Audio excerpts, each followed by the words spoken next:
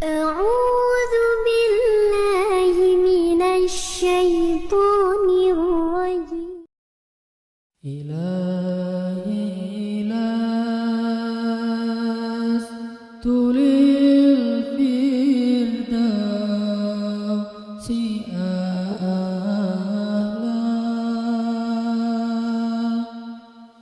ولا أقوى على النار الجحيم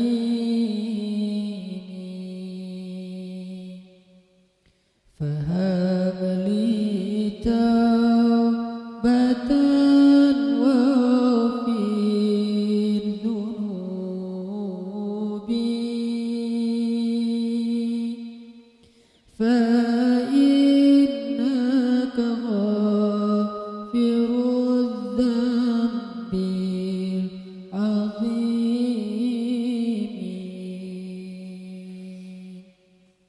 Teman-teman sekalian, bait-bait kasidah itu ditulis dan dirangkai oleh para ulama adalah tentang pengakuan dosa seorang hamba.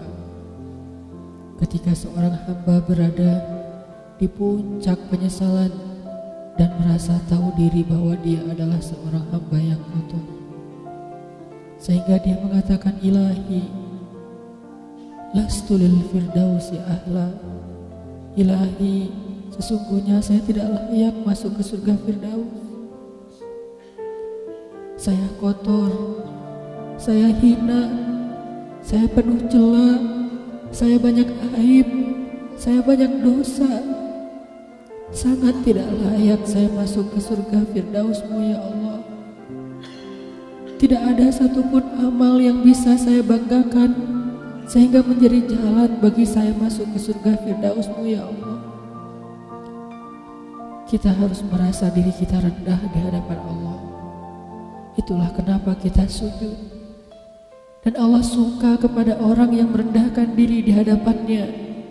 Itulah kenapa Allah suka kepada hamba yang bersujud. Seandainya pintu surga itu terbuka dengan kunci amal solih, saya tidak punya kuncinya ya Allah. Saya beramal solih tetapi belum layak untuk membuka pintu surga.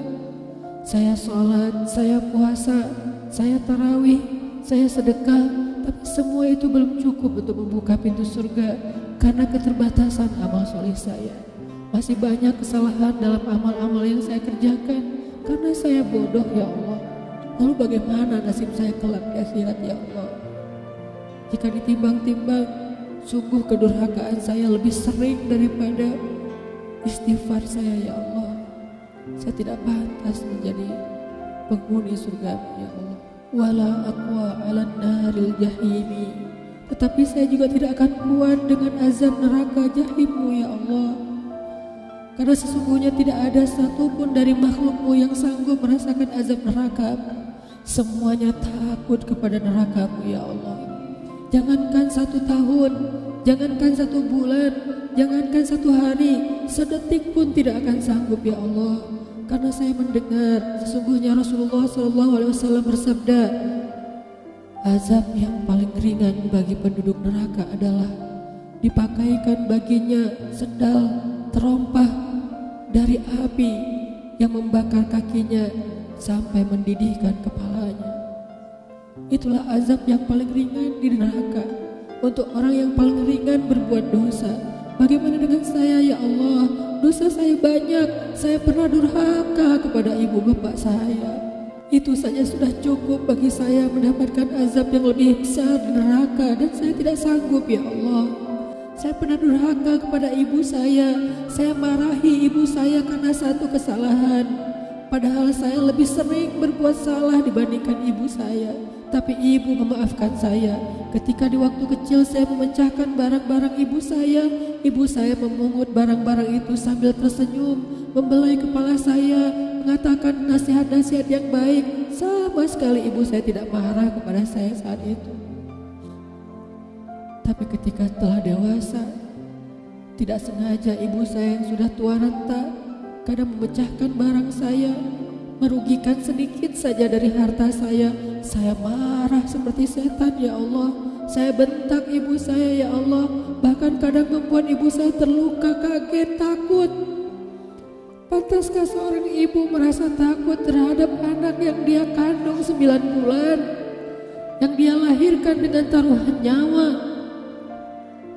yang dia susui dengan darah dagingnya, yang dia didik, dia jaga, yang dia berjaga di malam hari tidak tertidur demi untuk menjaga anaknya dari seekor gigitan nyamuk. Pantaskah ibu merasa takut terhadap anaknya sendiri? Cukup satu dosa besar saja durhaka kepada ibu membuat saya pantas masuk api neraka. Belum lagi dosa saya kepada ayah. Ketika saya berdebat habis-habisan di hadapan ayah saya, hanya ketika ayah saya menasihati saya dengan satu nasihat sederhana, saya debat dia, seolah-olah wawasan saya lebih banyak, ilmu saya lebih banyak, pergaulan saya lebih luas, pendidikan saya lebih tinggi. Padahal semua itu saya dapatkan hasil dari perjuangan dan pengorbanannya. Ketika keduanya sudah menjadi tua dan lemah, kadang keduanya rindu kepada saya ya Allah. Mereka memberi kami pesan ya Allah. Mereka bertanya, bagaimana kabarmu anakku? Tapi kami tidak peka. Hati kami tertutup dengan ego dan sombong. Kami tidak bisa membaca teks itu dari perasaan mereka. Kami hanya membaca teks mereka dan tidak segera membalasnya. Kami anggap teks dari orang tua kami tidak penting, masih bisa ditunda untuk dijawab nanti sore. Padahal mereka sedang kangen, sedang rindu kepada kami ya Allah. Mereka tidak mengatakan kami rindu kepadamu hai anakku, karena mereka tahu kalimat itu akan mengganggu kami. Kalimat itu akan menjadikan hari kami tidak lagi mudah. Kalimat itu akan merusak konsentrasi kami dalam bekerja. Kalimat itu akan menghalangi banyak urusan kami, sehingga mereka menahan diri. Mereka hanya bertanya, apa kabar kami? Lalu kapan kami berbakti kepada mereka ya Allah? Sampai seusia ini kami masih merepotkan mereka ya Allah. Kapan kami akan berbakti kepada mereka? Rasanya kami lupa. Entah kapan kami pernah memijat kaki mereka setelah mereka seharian bekerja. Entah kapan kami pernah memberikan minuman hangat untuk mereka. Kami durhaka kepada orang tua kami ya Allah. Bahkan setelah mereka wafat, kami lupa mendoakan mereka di dalam sholat kami. Harusnya kami disiksa di api neraka, tetapi kami tidak kuat ya Allah. Belum lagi durhaka, kedurhakaan kami yang lain, dosa-dosa besar kami yang lain. Kami pernah bermaksiat kepadamu diam-diam ya Allah. Kami pernah berbuat dosa diam-diam, dan padahal kami tahu itu dosa besar. Tapi kami tidak peduli, kami tidak takut kepadamu. Seolah-olah ancamanmu itu hanyalah mitos, seolah-olah ancamanmu itu hanyalah fiktif, seolah-olah apa yang kau firmankan di dalam Al-Quran itu tidak benar-benar ada. Kami sombong menantangmu dengan berbuat dosa. Banyak dosa yang kami tidak bisa menyebutkan satu persatu ya Allah. Keluh lidah kami untuk menyebutkan dosa-dosa kami ya Allah. Malu untuk menyebutkan dosa-dosa kami ya Allah. Tidak ada yang bisa kami harapkan darimu selain Engkau terima taubat kami ya Allah. Fahabli taubatan, beri kami taubat yang nasuha ya Allah. Terima taubat kami ya Allah. Kami belum berani meminta surgamu, kami juga tidak akan kuat dengan nerakamu. Kami meminta terimalah taubat kami, penyesalan kami, janji kami untuk kembali kepadamu, memperbaiki diri. Teman-teman sekalian, mari kita baca bait itu dengan penyesalan. Kita baca bait itu seolah-olah kita sedang curhat kepada Allah Subhanahu wa Ta'ala. Ilahi las fidausi ahla wala aqwa ala nari jahim